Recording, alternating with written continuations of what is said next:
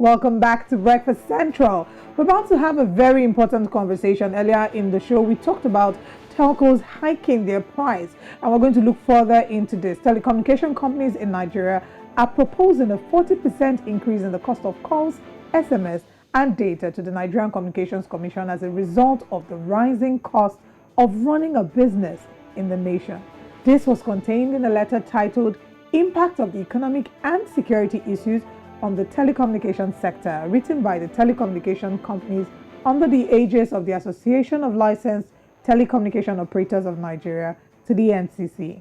Well, based on their proposal, the price floor of calls will increase from 6.4 naira to 8.95 naira, while the price cap of SMS will increase from 4 naira to 5.61 naira. In the letter, the telecom company said there had been a 40% increase in the cost of doing business in the nation. How will this affect users moving forward? That's a thought that you want to have in mind. Well, we're now joined by Bola Olojede. Bola is the Executive Director, DMA Advisory and Management Services Limited. And of course, he will be breaking this down economically as we want to look at what Nigerians stand to face. Thank you for being here with us, Bola. Well, let's go straight into it. Yeah, good morning. Good morning. Good morning. Good morning. I mean, I'm affected. You are affected. All of us affected. Everyone is affected. Most things, if not everything, is now starting to become very expensive. Now, considering all the profits made, is this 40% hike, do you think it is appropriate, especially at this time? Well, most observers will have expected this or will have seen this ahead, maybe 6 weeks or 1 month ago, as the price of diesel kept going up. The telecom towers we have in Nigeria are not powered by PHCN. They are powered by diesel generators. So we have seen the price of diesel go from the 200 naira region to the 600 naira region. So it was only a matter of time that this was going to happen. The cost of doing business has gone up, which was the primary reason that the telcos are presenting to the regulator, the NCC. And it is real that the cost of doing business has gone up. So these prices were meant to go up anyway. It's now a matter of can we have some negotiations, some wiggle room to say, okay, telcos, maybe you take a bit of this and let the consumer also take a bit. Maybe the 40% might not end up at 40%. With the intervention of NCC.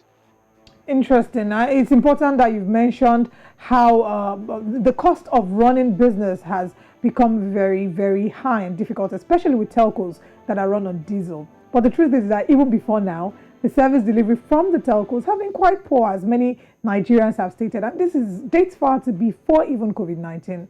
And even after COVID-19, I mean, we still have COVID-19 on, but it's become worse. We've seen lots of Nigerians complaining on social media about the service delivery, the quality of service, internet, the cost of internet, and the fact that you load your data today and in a few hours it's all gone. Can Nigeria sue them, Nigerian customers? Can they sue these telcos for poor customer service? Yes, there are actually consumer protection agencies in Nigeria. And we can actually lodge complaints about those poor services with the consumer protection. If I have paid money for a service and I've not enjoyed the service, I have 2 options, in fact, up to 3 options if I live in Lagos. Number 1 is the regulator. I can make a report to the regulator.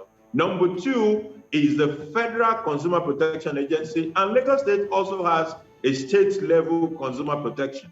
So at all this level, consumers could actually make their voices heard. That is apart from starting with the customer service department of these providers as well. So the opportunities are there to make the complaint anyway. However, these complaints are already mostly known to NCC, and is a continuous engagement with the service providers to ensure that Nigerians get value for their money. Let me mention that the cost of doing business in Nigeria, because sometimes we just look at some of this one and we say, oh, it is cheaper in Benin Republic or something. But what is the cost of doing that same business in the Republic? Those are information we mostly don't factor into those discussions. Okay. You've spoken deeply on the cost. You've talked about Nigerians should have expected this 6 weeks ago or some weeks ago, looking at the fact that the price of crude oil is indeed going up. But let's look at it this way as well. What will or should the common man prepare for now that SMSs, data, and so on will definitely be going up, the hike in fee? We're not certain if the NCC will approve of the 40% increase in tariff, but what should the local man, let's put it that way, what should the local man on the streets, what should he expect? What would the economy look like for him? Well, I think everybody needs to review the profile of their expenses, cut out what can be cut out. For example, if I want to speak to my cousin and I normally go on greetings for the first 3 or 5 minutes, I might want to reduce that to 2 minutes of greeting and go straight to the point. The same even goes to the data. If I spend 1 hour on TikTok, I may want to reduce that to 45 minutes if it help my cost profile. These are some of the personal cost-cutting initiatives that we can all implement. Apart from that, I think NCC is actually going to weigh in on this.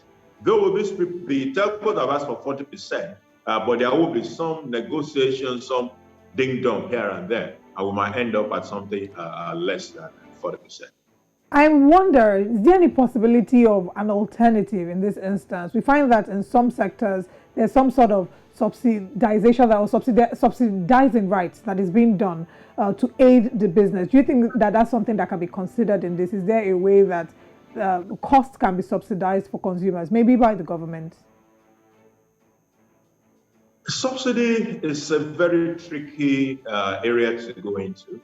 And that is because we have seen how it played out in some of the sectors where we have it.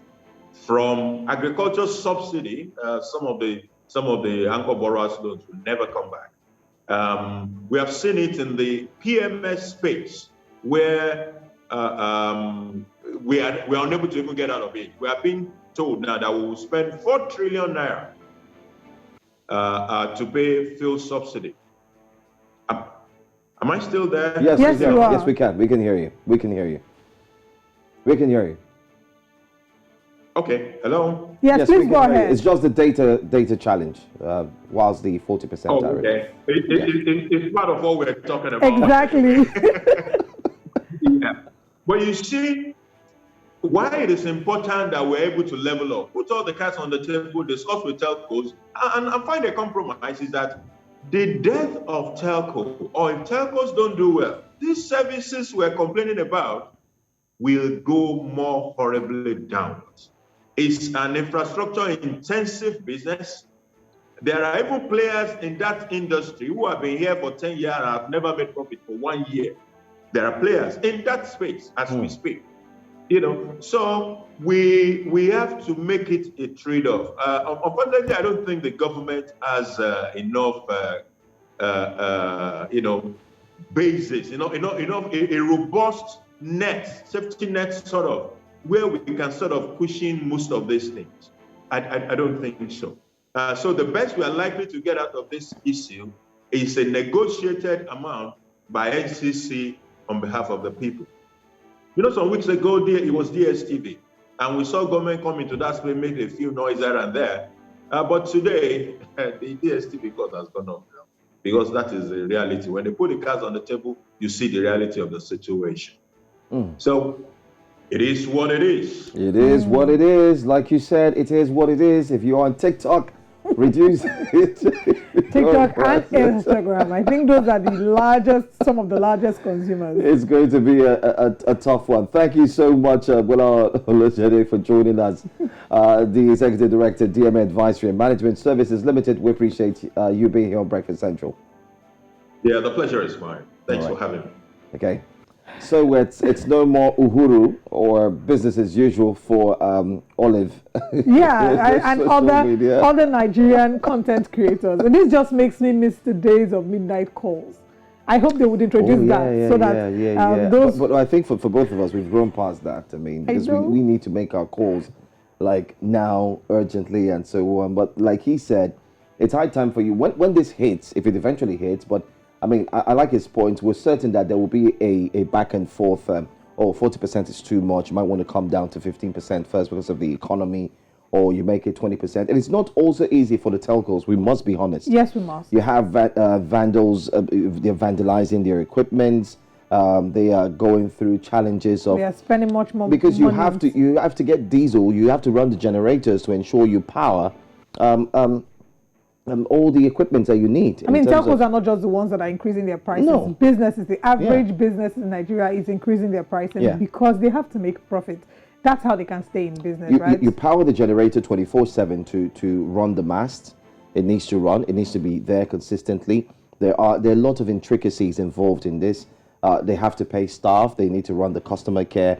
The customer care staff will not work in a heat leaden environment. They need that AC. They need to keep working so they can answer your calls, my calls, and they don't need to sound angry when you talk. So there's a lot. We do understand they have that challenge, but I think 40% will need to be reviewed. And there would also be a ripple effect for social media. And I'm thinking as someone who understands the social media terrain in terms of social media influencers, content creators. So when you're contracting a content creator to create content for you or to manage your social media account, they're going to be charging more now.